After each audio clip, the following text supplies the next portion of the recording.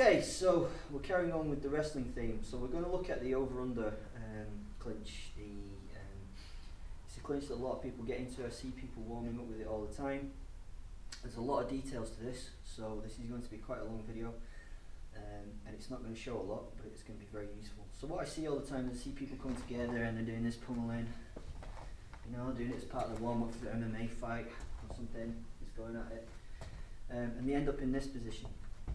Okay, so at the moment, I've got an underhook and he's got an underhook, so we should be 50-50 in what we're doing. My lead leg is forward and it's in the control zone between his feet. It's not the best place for it to be, we'll talk about that in a minute. Am I controlling this or dominating this in some way? Might be, might not be. So what we're going to do is we're going to look at, we're going to find out what we need to do to be more dominant in this position. Okay, so the first thing is he's got an underhook. Now with that underhook, he wants to lift me with his elbow. Alright, so the first thing that I have to do is put some body weight onto this underhook. So there's many ways to attack with this overhook. Alright, so in catch wrestling we spend a lot of time hooking onto the elbow, and I'll show you some of that stuff in a minute. In freestyle, particularly in Greco, we go over the top and pinch this in, and then what is kind of useful from here is because he's got the underhook, it's actually quite useful for me to be able to get this hand to the hip. Alright, so we're going to look in detail at that at the moment. The first thing that I want to do is I need to take my foot out of the control zone in the centre. If I keep my foot here and he's strong enough, he'll just turn me on that foot as a pivot. Okay, so the first thing that I have to do when I get into this position is I have to bring this foot back. Now if he tries to pivot me in the same direction, it's a little bit more difficult for him to do so. Okay, so I swap my feet. So I've gone from here, and my leg and the leg on the side of the underhook is the one that comes forward, so I can pull down on top of this. My chin is going to go down towards his bicep so that my ear is on his shoulder. I don't want to be head to head, okay? I want to be down here on the shoulder. This is already putting weight on this underhook now, okay? Last thing that I want to do, well, same thing that I want to do, I want to be looking at the heel of his back shoe, okay? So I'm looking at the heel of his back shoe. This hand has a choice of places to go. I'm going to either go over the top of the arm, pinch the elbow in, you see how I'm taking the elbow into the chest, and then bringing it up the front. So now I've got quite a lot of control of that. I've got a lot of weight on that underhook, and I'm looking at that back heel. Alright, so we'll go through that again.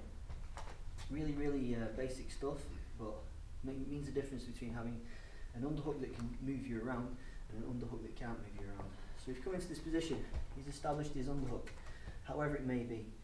Okay, so once he's got his underhook, I need to put weight on that underhook. So I'm going to change my leg position. So I pull my leg out.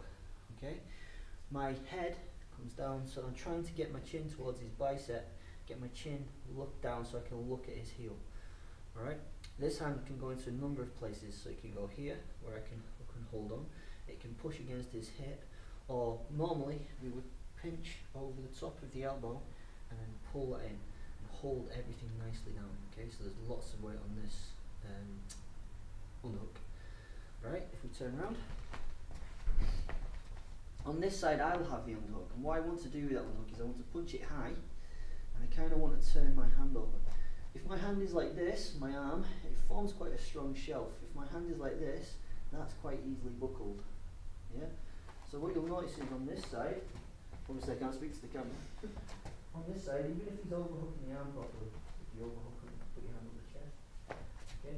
Even if he's overhooking the arm properly, and I'm overhooking the arm properly, if I start to turn that elbow to the ground, I'm already starting to pull him over his base here and take him over his feet. Alright? So that's the very basics of getting into the over-under clinch. Okay, so we've looked at the basic clinch. Now what we're going to do is we're going to look at one of the keys to dominating this under-over clinch. Okay, so I've managed to get myself into position, I've stepped the correct foot back, I've pinched on this elbow and I'm holding this down. I've got my chin down towards his elbow, I'm lifting this underhook, I'm facing this palm out towards the ceiling. One of the reasons why I do this is later in the moves, I'll be going to a clinch on this, okay? So I'm over here and I'm pulling everything down. Now, whoever is winning this clinch is the person with the shoulder that's lowest, okay? So I want to get my shoulder so that I can drive him up, right? really what I want to do with any kind of underhook, yeah, with any kind of underhook is I want to bring him into my body. Yes, I want to be able to pull him into my body. So my underhook is here. I'm going to keep my overhook, and what I really want to do is to get my shoulder's here for now, it's not very powerful. I want to get my shoulder lower and get it into the breadbasket there. Now I'm in a much more dominant position, locked in on this point. So there are a number of ways to do that. My favourite way to do this is to block the hip. Okay, and once I block the hip, it's quite easy just to drop my shoulder underneath and come back under. Yeah, so all I'm doing, blocking off here, pulling on this elbow nice and tight against, pinching it against my ribs, hand goes on the hip. Okay, once I'm on the hip, I push and get my shoulder underneath.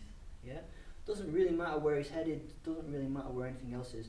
I'm now in a much stronger position. I can now drive into him.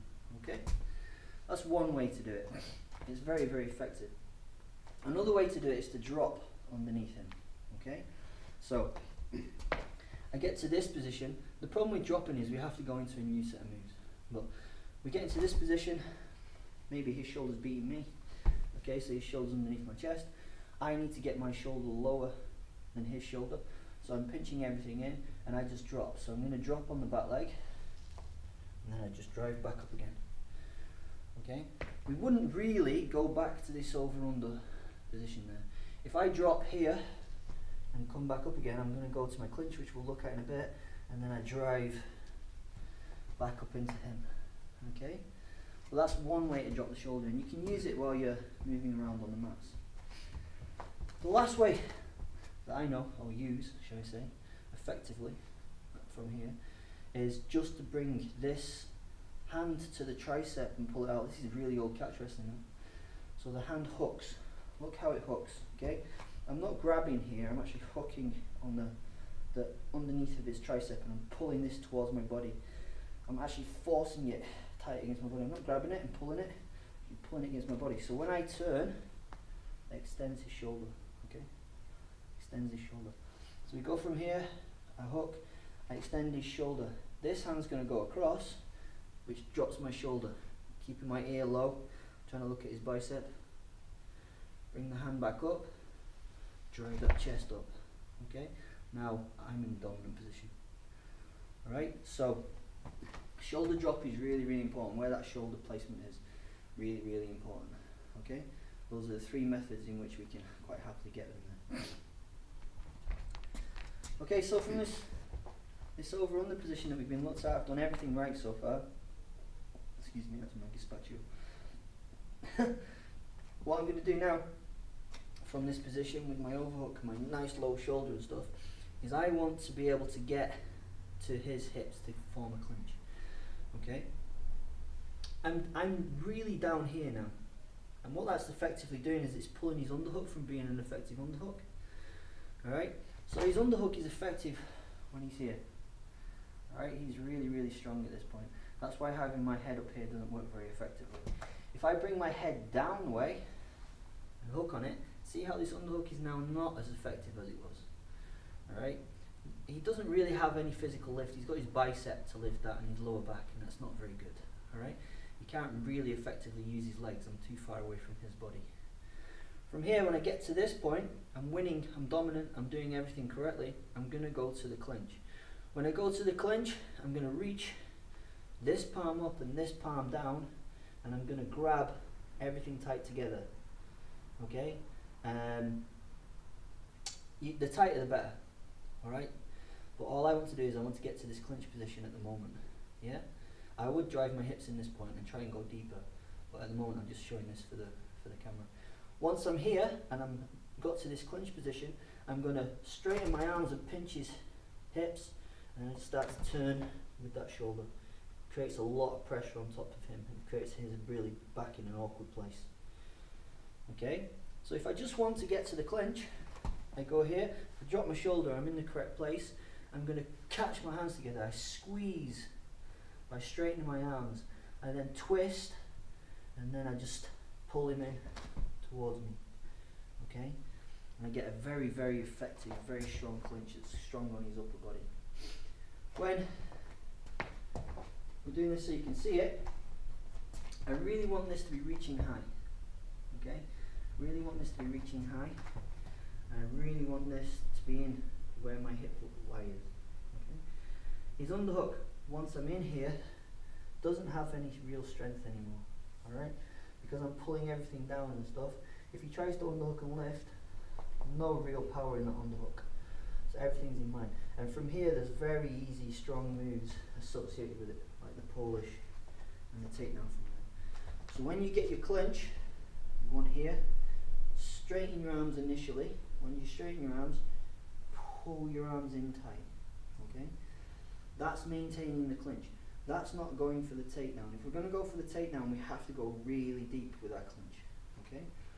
So if we're looking for the takedown at any point, not just control, not just domination, I've gone from here, I've put my shoulders down. This time, I'm going to go as deep as I can grab. So now, I'm going to lift the shoulder and I'm going to grab my wrist. This is much tighter now. Alright, he's in a really compromised position. You can feel everything's tight. If I could get to my elbows, I would get to my elbows. And he has nothing now. If I just want to step and lift, he's all mine. Okay? So one last time.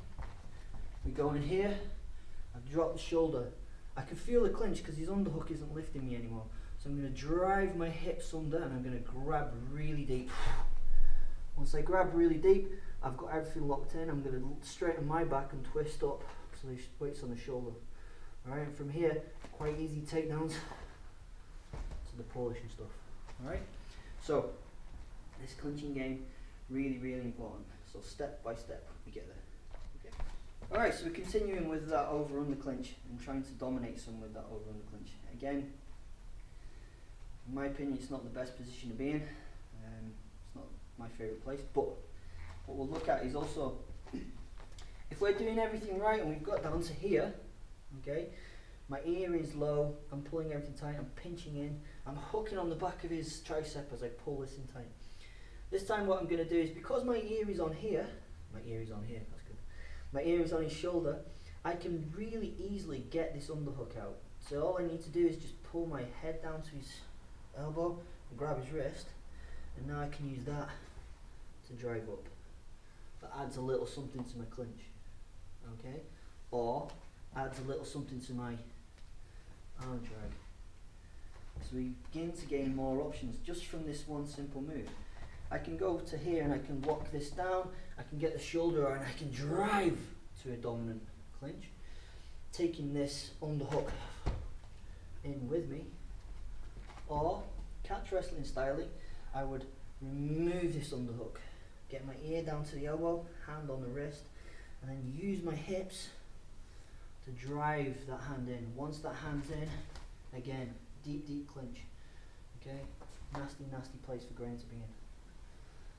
Yeah, so in this video we've looked at very, very straightforward, very, very quickly, going from a not so good over-under clinch to an excellent over-under clinch to some kind of domination in the clinch. Okay, so yeah.